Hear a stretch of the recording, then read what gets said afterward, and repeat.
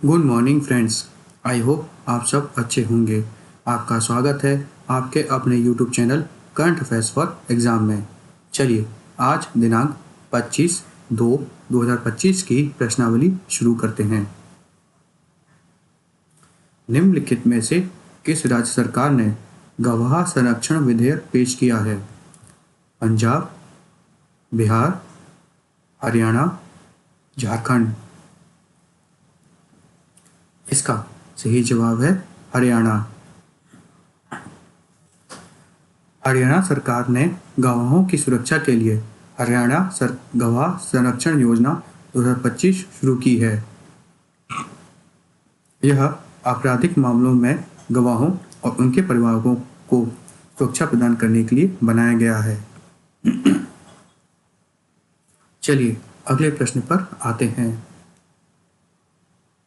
निम्नलिखित में से किसे आर्थिक विकास संस्था IGI का निदेशक नियुक्त किया गया है? समीर कनौडिया, श्रीहर्ष मजेठी, चेतन घाटे, सव्यासाची कर। इसका सही जवाब है सव्यासाची कर। सव्यासाची कर को नई दिल्ली स्थित आर्थिक विकास संगठन अर्थात इंस्टीट्यूट ऑफ इकोनॉमिक ग्रोथ का निदेशक नियुक्त किया गया है। चलिए अगले प्रश्न पर आते हैं। निम्नलिखित में से कौन सा देश 2025 बैडमिंटन एशिया मिश्रित चैंपियनशिप का विजेता बना? Indonesia, Vietnam, Laos, Cambodia. इसका सही जवाब है इंडोनेशिया। इंडोनेशिया ने चीन को हराकर 2025 बैडमिंटन एशिया मिश्रित चैंपियनशिप का विजेता बना है। चौथी बैडमिंटन एशिया मिश्रित चैंपियनशिप 2025 का आयोजन बैडमिंटन एशिया परिसंघ द्वारा किया गया था। इसकी मेजबानी चीन के ग्वांगडोउ में चीन बैडमिंटन एसोसिएशन द्वारा की गई थी। चलिए अगले प्रश्न पर आते हैं। भारत ने निम्नलिखित में से किस राज्य में अपनी तरह की पहली नौसेना एंटी शिप मिसाइल का सफलतापूर्वक परीक्षण किया है? आंध्र प्रदेश, उड़ीसा, तमिलनाडु, महाराष्ट्र। इसका सही जवाब है उड़ीसा। भारत ने उड़ीसा के चांदीपुर से अपनी तरह की पहली नौसेना anti ship missile NASM short range SR का सफल परीक्षण किया है। इस मिसाइल को भारतीय नौसेना के सी किंग हेलीकॉप्टर से प्रक्षेपित किया गया था। चलिए अगले प्रश्न पर आते हैं। निम्नलिखित में से किस हवाई अड्डे को सर्वश्रेष्ठ घरेलू हवाई अड्डा पुरस्कार मिला है? डाबोलिम हवाई अड्डा, विजयवाड़ा अंतर्राष्ट्रीय हवाई अड्डा, राजकोट अंतर्राष्ट्रीय हवाई अड्डा, मनोहर अंतर्राष्ट्रीय हवाई अड्डा। इसका सही जवाब है मनोहर अंतर्राष्ट्रीय हवाई अड्डा। गोवा में मनोहर अंतर्राष्ट्रीय हवाई अड्डा ने 2024 में सर्वश्रेष्ठ सुरक्षा पुरस्कार जीता है। यह पुरस्कार पाने वाला यह भारत का पहला हवाई अड्डा था। यह पुरस्कार भारतीय राष्ट्रीय सुरक्षा परिषद द्वारा उनके सुरक्षा पुरस्कार 2024 में दिया गया। चलिए अगले प्रश्न पर आते हैं। निम्नलिखित में से किस संस्था ने रोगाणु रोधी प्रतिरोध परियोजना के लिए पुरस्कार जीता है? IIT Delhi, IIT Kanpur, IIT Madras, IIT Roorkee. इसका सही जवाब है IIT दिल्ली। इंद्रप्रस्थ सूचना प्रौद्योगिकी संस्थान दिल्ली अर्थात Indraprastha institute of information technology Delhi को एंटी माइक्रोबियल प्रतिरोध परियोजना के लिए पुरस्कार से सम्मानित किया गया है। AMR जब तक होता है जब बैक्टीरिया, वायरस, कवक और परजीवी समय के साथ बदल जाते हैं और दवा पर प्रतिक्रिया करना बंद कर देते हैं। चलिए अगले प्रश्न पर आते हैं।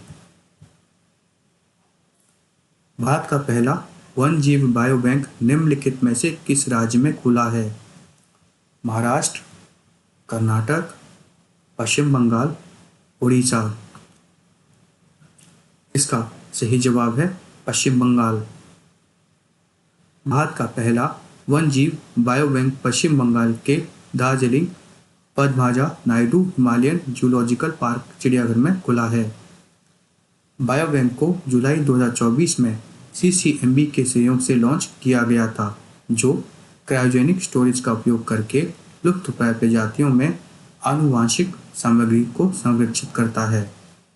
यह परियोजना विज्ञान और प्रौद्योगिकी मंत्रालय के तहत सेलुलर और आणविक जीव विज्ञान केंद्र के सहयोग से बनाई गई है। चलिए अगले प्रश्न पर आते हैं। पहला अंतर्राष्ट्रीय कार्बन बाजार सम्मेलन निम्नलिखित में से किस स्थान पर आयोजित किया जाएगा? मुंबई, नई दिल्ली, पणजी, दिसपुर। इसका सही जवाब है नई दिल्ली। पहला अंतर्राष्ट्रीय कार्बन बाजार सम्मेलन नई दिल्ली में आयोजित किया जाएगा। इसका आयोजन ऊर्जा दक्षता ब्यूरो अर्थात ब्यूरो ऑफ एनर्जी एफिशिएंसी द्वारा किया जाएगा। सम्मेलन का उद्देश्य भारतीय कार्बन बाजार की गहराई को समझना और वैश्विक कार्बन क्रेडिट बाजार में नवीनतम रुझानों पर विचार करना था। चलिए अगले प्रश्न पर आते हैं। राष्ट्रीय बागवानी मेला हाल ही में निम्नलिखित में से किस राज्य में आयोजित किया गया था? हैदराबाद, बेंगलुरु, चेन्नई, कोलकाता। इसका सही जवाब है बेंगलुरु। हाल ही में बेंगलुरु में राष्ट्रीय बागवानी मेला आयोजित किया गया। यह मेला भारतीय बागवानी अनुसंधान संस्थान द्वारा आयोजित किया जाता है। 2024 NHF का विषय था next gen technology led horticulture for sustainable development. चलिए अगले प्रश्न पर आते हैं।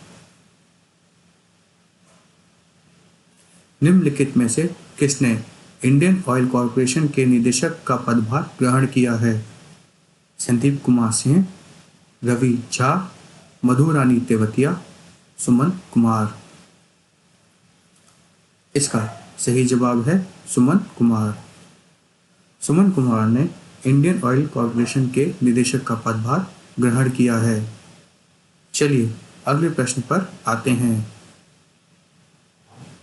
हाल ही में निम्नलिखित में से किस शहर को भारत का सबसे स्वच्छ शहर घोषित किया गया है? भोपाल, सूरत, इंदौर, रायपुर। इसका सही जवाब है इंदौर। इंदौर को भारत का सबसे स्वच्छ शहर हाल ही में घोषित किया गया है। फ्रेंड्स, आज का सेशन यही समाप्त होता है। आपको हमारा सेशन कैसा लगा कमेंट करके बताइएगा तथा लाइक एवं सब्सक्राइब अवश्य कीजिएगा। धन्यवाद।